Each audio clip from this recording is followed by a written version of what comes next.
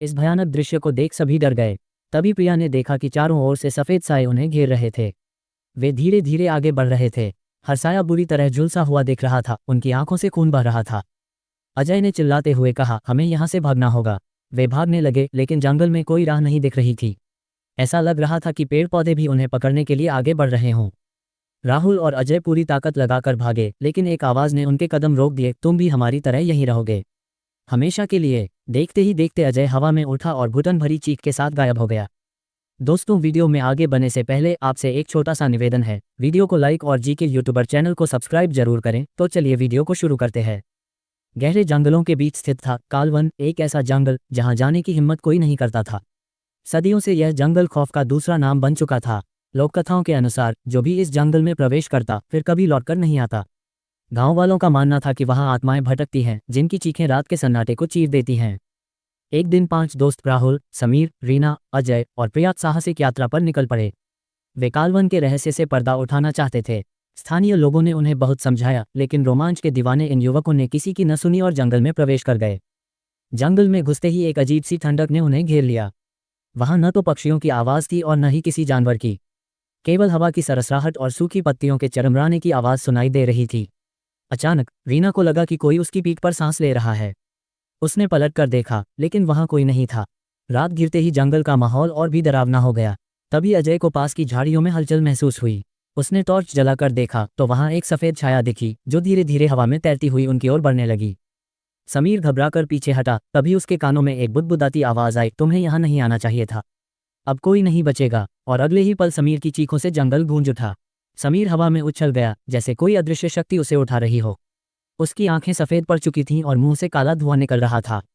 राहुल और अजय ने उसे पकड़ने की कोशिश की, लेकिन समीर की देह अचानक ठंडी और निर्जीव हो गई। इस भयानक दृश्य को देख सभी डर गए। तभी प्रिया ने देखा कि चारों ओर से सफ़ेद साए उन्हें घेर रहे थे। वे धीरे धीरे आगे बढ़ रहे थे। हर साया बुरी तरह झुलसा हुआ दिख रहा था, उनकी आंखों से खून बह रहा था। अजय ने चिल्लाते हुए कहा, हमें यहाँ से भागना होगा। वे भागने लगे, लेकिन जंगल में कोई राह नहीं दिख रही थी। ऐसा लग रहा था कि पेड़ पौधे भी उन्हें पकड़ने के लिए आगे बढ़ रहे हों। रीना के पैर किसी अदृश्य शक्ति ने जकड़ लिए और वह जमीन में धंसने लगी। राहुल ने उसे बचाने की कोशिश की, लेकिन वह देखते ही देखते जमीन के अंदर समा गई। उसकी चीखें धीरे धीरे मंद पड़ गईं और फिर एकदम खामोशी छा गई। अब केवल राहुल और अजय बचे थे। वे एक मंदिरनुमा खंडहर की ओर भागे, जहां अंदर एक पुरानी मूर्ति रखी थी। अचानक एक बूढ़े साधु की आत्मा वहां प्रकट हुई। उसने चेतावनी दी, ये जंगल एक शापित राजा के श्राप से ग्रसित है। यहाँ जो भी आता है उसकी आत्मा कभी मुक्त नहीं हो पाती। तुम्हें बचना है तो भागो। राहुल और अजय पूरी ताकत लगाकर भागे, लेकिन एक आवाज़ ने उनके कदम रोक दिए, तुम भी हमारी तरह यहीं रहोगे हमेशा के लिए। देखते ही देखते अजय हवा में उठा और घुटन भरी चीख के साथ गायब हो गया। अब केवल राहुल बचा था। उसने पूरी ताकत से मंदिर के बाहर की ओर दौड़ लगाई। जैसे ही वह जंगल के किनारे पहुंचा, किसी अदृश्य दीवार से टकराकर गिर पड़ा। उसकी आंखों के सामने अंधेरा छाने लगा। अंतिम क्षणों में उसने महसूस किया कि कोई साया उसकी आत्मा को खींच रहा था।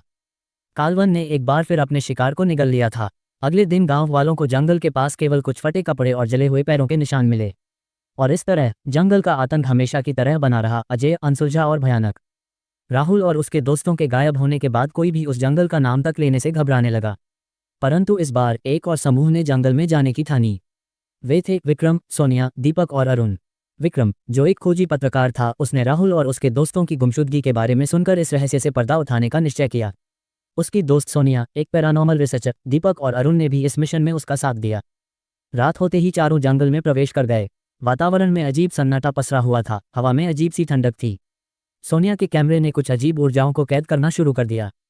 जैसे जैसे वे अंदर बढ़ते गए, एक विचित्र आवाज़ चारों ओर गूंजने लगी, तुम्हें यहाँ नहीं आना चाहिए था, अब तुम भी कभी वापस नहीं जा पाओगे। अचानक विक्रम को अपने कंधे पर किसी का ठंडा हाथ महसूस हुआ। दीपक ने टॉर्च जलाकर देखा तो पास के पेड़ पर जले हुए हाथों के निशान दिखे। तभी एक सफ़ेद छाया उनके सामने प्रकट हुई। उसकी आंखों से खून टपक रहा था और उसने दर्द भरी आवाज़ में कहा, तुम्हें जाना होगा, वरना तुम्हारा अंजाम भी वही होगा जो उन 5 का हुआ था। सोनिया ने अपने उपकरणों से उस आत्मा से संवाद करने की कोशिश की। आत्मा ने बताया कि यह जंगल एक शापित राजा की आत्माओं का घर है। जो भी यहाँ आता है उसे इस श्राप का हिस्सा बना लिया जाता है। विक्रम और उसकी टीम को पता चला कि अगर वे मंदिर में रखी हुई शापित मूर्ति को नष्ट कर दे तो जंगल का श्राप टूट सकता है। वे तुरंत मंदिर की ओर बढ़े। जैसे ही उन्होंने मूर्ति को तोड़ने की कोशिश की, पूरा जंगल कांपने लगा। चारों ओर से आत्माएं प्रकट होने लगीं। अचानक एक जोरदार विस्फोट हुआ और चारों अचेत हो गए। अगली सुबह गांव वालों को जंगल के किनारे विक्रम और उसकी टीम बेहोश पड़ी मिली। वे जिंदा थे, लेकिन उनका शरीर बुरी तरह जला हुआ था। जब वे होश में आए तो उन्होंने पाया कि जंगल अब सामान्य हो गया था।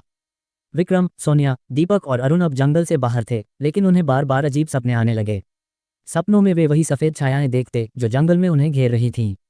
विक्रम को हर रात महसूस होता कि कोई उसे देख रहा है। एक रात जब विक्रम अपने घर में अकेला था तो अचानक उसकी टेबल पर रखी चीज़ें खुद ब खुद गिरने लगीं।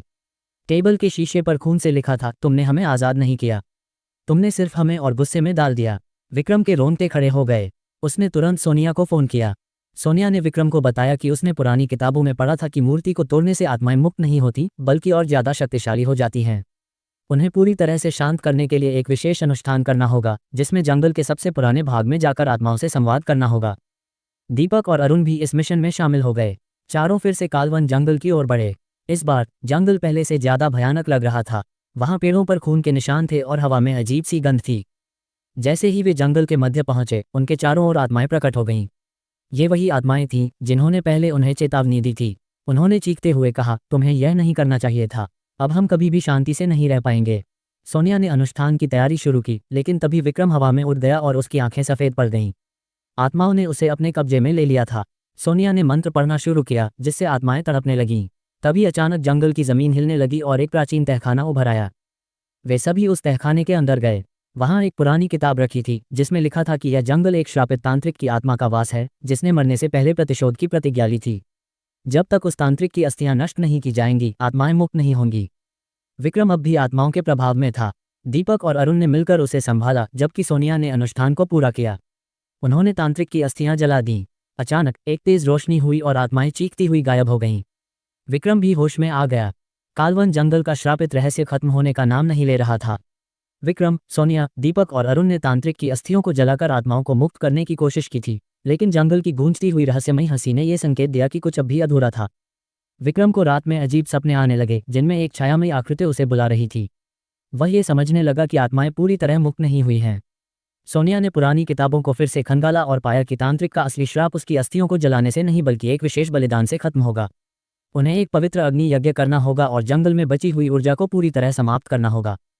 वे सभी एक बार फिर जंगल के भीतर गए, जहां अब हवा और भी ठंडी और भारी लग रही थी। जैसे ही उन्होंने यज्ञ की शुरुआत की, पूरे जंगल में तूफान उठ खड़ा हुआ। पेड़ झूमने लगे, जमीन कांपने लगी और एक विशाल काली आकृति प्रकट हुई। ये वही श्रापित तांत्रिक था, जिसने अपने शरीर के नष्ट होने के बावजूद अपनी ऊर्जा को जंगल में बांध रखा था। आकृति जोर से चिल्लाई, तुम मूर्ख हो, मेरी शक्ति अमर है। सोनिया ने हिम्मत जुटाकर मंत्रों का जाप शुरू किया, जबकि विक्रम, दीपक और अरुण यज्ञ को पूरा करने में जुट गए। तभी तांत्रिक ने विक्रम को हवा में उठा लिया और उसकी आत्मा को खींचने की कोशिश की। विक्रम की चीखें गूंजने लगीं, लेकिन सोनिया ने मंत्रों की शक्ति से तांत्रिक को रोक दिया। दीपक और अरुण ने पूरी ताकत से यज्ञ को पूर्ण किया और जैसे ही अग्नि भड़की, तांत्रिक की आकृति चीख उठी। उसकी ऊर्जा धू धू कर जलने लगी और उसके साथ ही पूरे जंगल में एक अजीब सी रोशनी फैल गई। जंगल अब शांत हो चुका था। वहां की नकारात्मक ऊर्जा समाप्त हो गई थी। गांव वालों ने महसूस किया कि अब जंगल पहले जैसा नहीं रहा। विक्रम, सोनिया, दीपक और अरुण ने चैन की सांस ली। लेकिन जैसे ही वे जंगल से बाहर निकले, सोनिया ने महसूस किया कि किसी ने उसके कान में फुसफुसाया, क्या तुम सच में सोचते हो कि यह खत्म हो गया? वह तेजी से पलटी, लेकिन वहां कोई नहीं था। क्या ये वाकई अंत था या बस एक नए भय की शुरुआत? ये सवाल अनसुलझा रह गया और कालवन जंगल एक और रहस्य के साथ हमेशा के लिए खामोश हो गया।